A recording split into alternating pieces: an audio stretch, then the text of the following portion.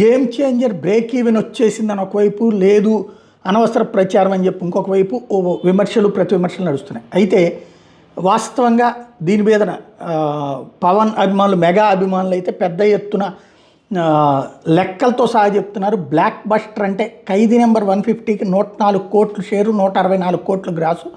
వాల్తేరు వీరయ్యకు 136 కోట్లు షేరు, 229 కోట్లు grass. Average Sye Raa Narasimha Reddy 128 కోట్లు షేరు, 228 కోట్లు గ్రాసు. సినిమాలు హిట్టు ఫట్టు మావులే ఇప్పటికీ 3 నుంచి 600 కోట్ల షేర్ వసూలు చేసింది.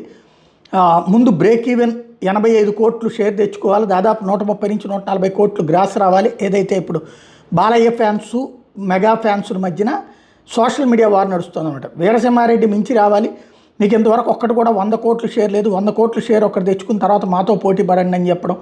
ఇటు పక్కన ఆచార్య బోళాశంకర్ డిజాస్టర్ అని మేము ఒప్పుకుంటాం, 65 కోట్లు కూడా రాని భగంత్ కేసరి బ్లాక్ బస్టర్ అని ప్రచారం చేసింది మీరు, మేము మీది మా దాన్ని గేమ్ చేంజర్ని ఫెయిల్ అని చెప్పి మీరే ప్రచారం చేశారు, అందుకే మేము మీది చెడగొడుతున్నాం అన్నటువంటి కాన్సెప్ట్ని వీళ్ళు తెర మీదకి తీసుకొస్తున్నారు. అనవసరమైనటువంటి వాగ్యుద్ధం కారణంగా ఏమైనా ఒరిగేది ఉందా? ఇంకో పక్కన గేమ్ చేంజర్ గ్లోబల్ రికార్డులు సాధించేసింది 186 కోట్లు అని చెప్పేసి మొట్టమొదటి రోజు కలెక్షన్స్ అని ఇంకో పక్కన వీళ్ళు అనౌన్స్ చేసుకుంటున్నారు.